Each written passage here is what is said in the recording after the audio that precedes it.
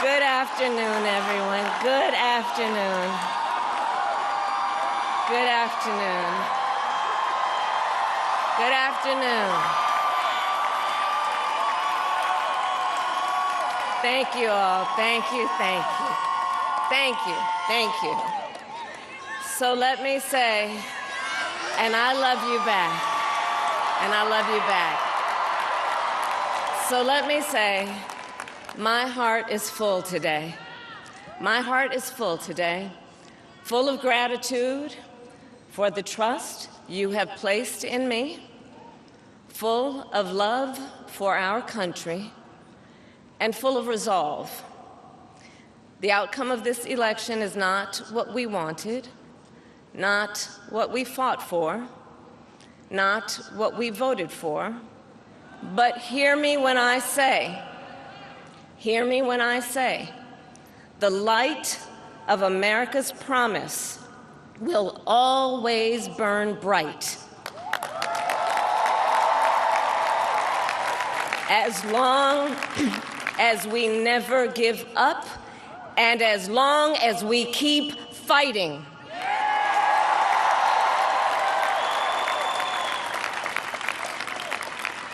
To my beloved Doug and our family, I love you so very much.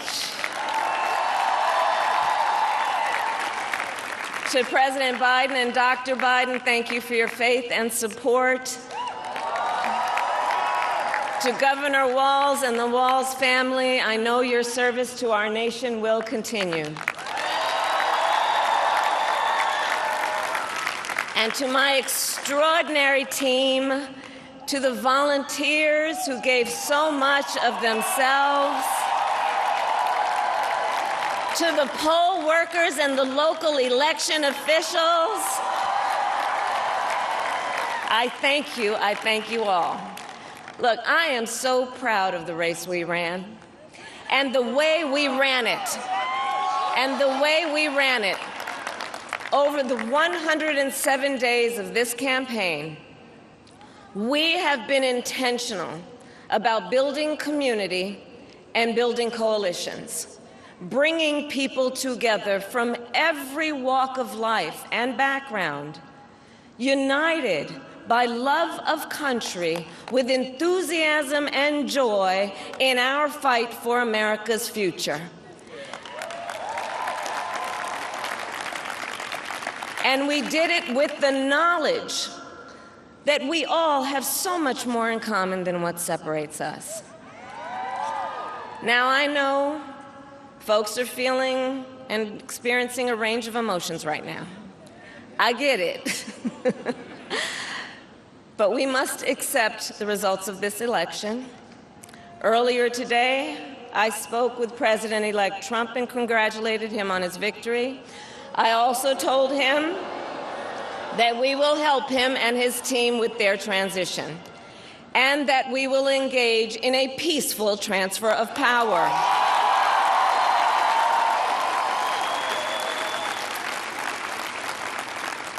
A fundamental principle of American democracy is that when we lose an election, we accept the results.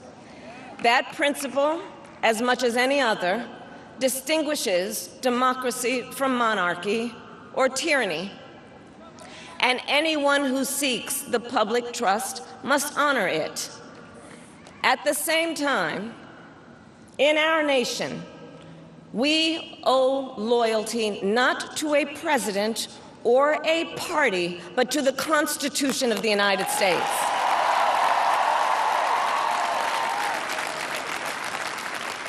And loyalty to our conscience and to our God. My allegiance to all three is why I am here to say, while I concede this election, I do not concede the fight that fueled this campaign.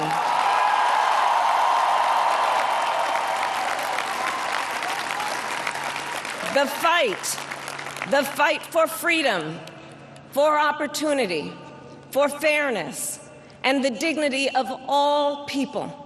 A fight for the ideals at the heart of our nation, the ideals that reflect America at our best. That is a fight I will never give up.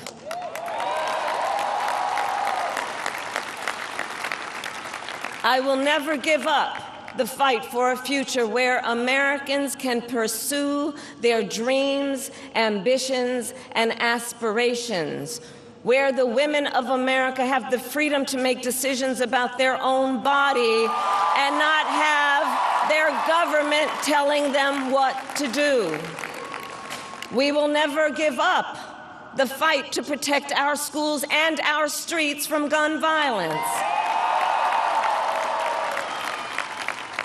And America, we will never give up the fight for our democracy, for the rule of law, for equal justice, and for the sacred idea that every one of us, no matter who we are or where we start out, has certain fundamental rights and freedoms that must be respected and upheld.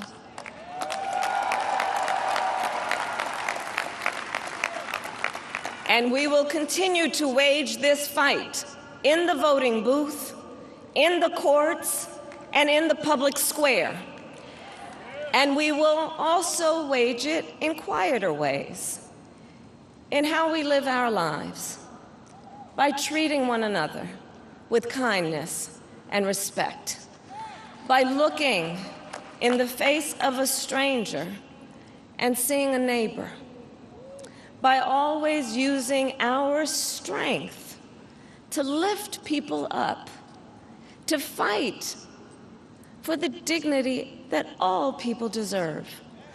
The fight for our freedom will take hard work, but like I always say, we like hard work. Hard work is good work. Hard work can be joyful work. And the fight for our country is always worth it. It is always worth it.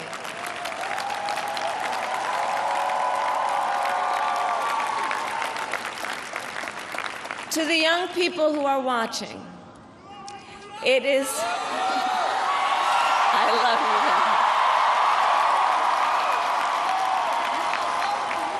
you. To the young people who are watching, it is okay to feel sad and disappointed, but please know it's going to be okay. On the campaign, I would often say, when we fight, we win. But here's the thing. Sometimes the fight takes a while. That doesn't mean we won't win. That doesn't mean we won't win. The important thing is don't ever give up.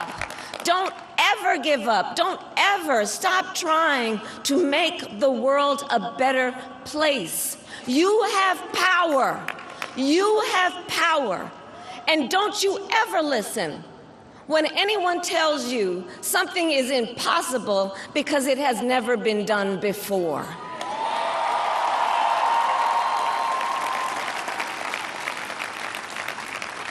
You have the capacity to do extraordinary good in the world. And so to everyone who is watching, do not despair. This is not a time to throw up our hands. This is a time to roll up our sleeves. This is a time to organize, to mobilize, and to stay engaged for the sake of freedom and justice and the future that we all know we can build together. Look, many of you know I started out as a prosecutor, and throughout my career, I saw people at some of the worst times in their lives. People who had suffered great harm and great pain, and yet found within themselves the strength and the courage and the resolve to take the stand, to take a stand, to fight for justice, to fight for themselves, to fight for others. So let their courage be our inspiration. Let their determination be our charge. And I'll close with this. There's an adage an historian once called a law of history, true of every society across the ages. The adage is, only when it is dark enough can you see the stars. I know many people feel like we are entering a dark time, but for the benefit of us all, I hope that is not the case. But here's the thing, America, if it is, let us fill the sky with the light of a brilliant, brilliant billion of stars. The light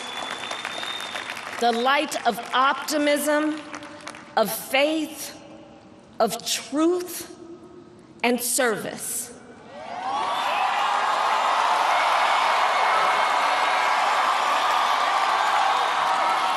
HU.